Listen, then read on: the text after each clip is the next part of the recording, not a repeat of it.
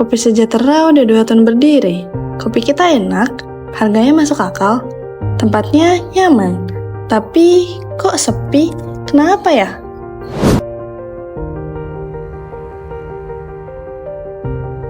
Halo Kak, selamat sore. Mau pesan apa? Silahkan Kak, dipilih. Kopi susunya.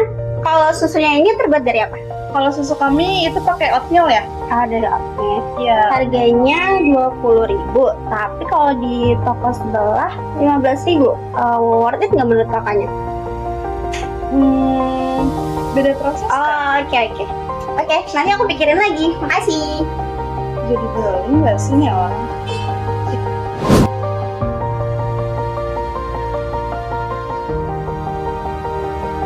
Tempatnya cozy sih, tapi kok pencahayanya ini kayak kurang gitu ya.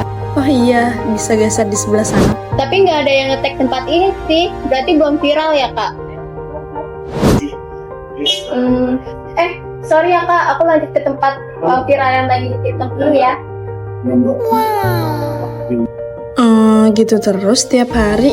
Yang satu nanya harga, terus pergi. Yang satu foto-foto, terus cabut. Padahal kopi kita enak, serius. Tapi aku nggak ngerti maunya mereka tuh sebenarnya apa ya. Nah, ini yang mau kita bahas hari ini.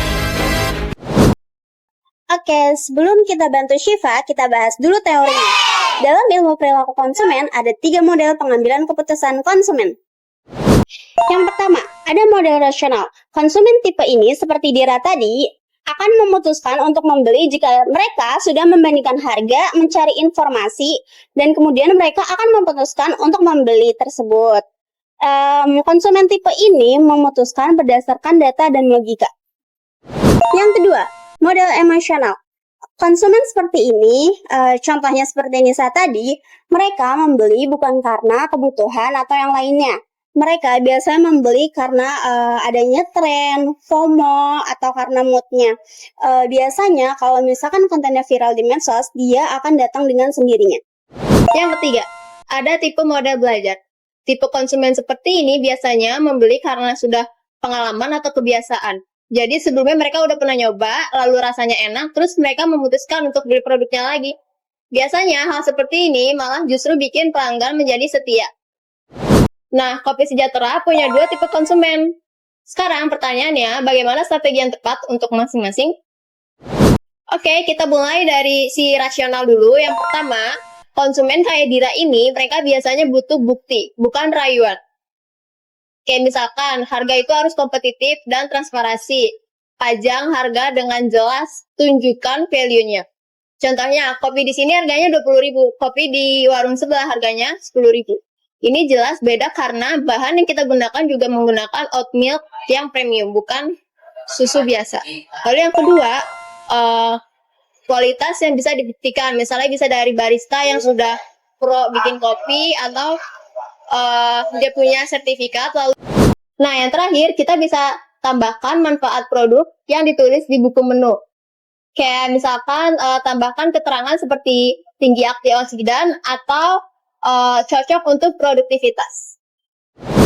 Sekarang giliran si emosional. Si Nisa ini nggak butuh fakta, tapi dia butuhnya vibe. Yang pertama, ada tren media sosial. Kayak mereka ini butuh buat konten TikTok yang unik. Kayak latte art yang estetik, konten ASMR kopi, atau challenge yang seru.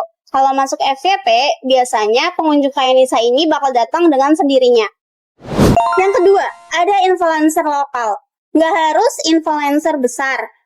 Misalkan influencer yang kayak followersnya 5.000 sampai 10.000, mereka justru lebih dipercaya oleh komunitas lokal. Yang ketiga, ada branding emosional.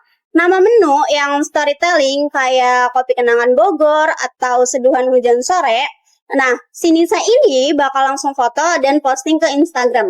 Jadi pertanyaan besarnya itu, bisa nggak 2 strategi ini digabung sekaligus? Bisa banget, contohnya simpel. Harga promo yang diumumkan lewat TikTok. Konsumen rasional bisa dapat harga bagus, konsumen emosional bisa dapat konten yang viral. Jadi win-win solution. Oh, oke. Jadi kayak gini ya? Intinya, konsumen rasional tetap dapat data dan value yang mereka butuhkan. Dan konsumen emosional bisa dapat pengalaman dan konten yang bisa mereka share. Dan keduanya, kita bisa datang ke Kopi Sejahtera. Jadi, dari kasus Kopi Sejahtera ini, kita bisa belajar bahwa memahami tipe konsumen bukan sekedar teori di buku. Ini strategi nyata yang bisa menyelamatkan bisnis, seperti model rasional, emosional, dan belajar bisa diintegrasikan menjadi satu pendekatan pemasaran yang kuat dan efektif.